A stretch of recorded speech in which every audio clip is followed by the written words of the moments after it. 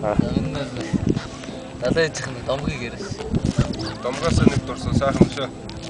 За тэгэхээр манай энэ сайхан өснөө хоёр үсгээр далаа маань одоо 100 гол цутгадаг. За гүн нь бол 268 м байна те. За өргөн нь бол нэг 30 км гэж тогтоосон байгаа. Одоо энэ өсгөл далаа ээж маань тухайд маш олон домог байдаг.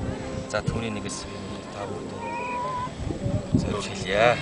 За тэгэхээр манай энэ өсгөл нууранд маань одоо 3 арал байдаг. За хүй толгой, модон хүй, хадан хүй гэсэн 3 арал байдаг.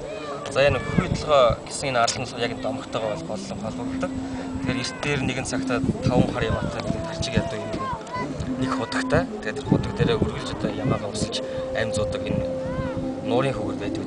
Нуур байх байдаг байсан. За тэгээд нэгэн өдөр худагныхаа амыг таглалгүй 5 ямаагаа өсөлчаад яваад тэр худаг нь үргэлжлээд оргилсоор байгаад маш их одоо хөндийг өгсөн, маш их ус болсон гэдэг. За түүнийг нэгэн одоо баатар ир үзээд уран дэш уулын оройг тас завчиж худгийн амыг тагласан гэдэг.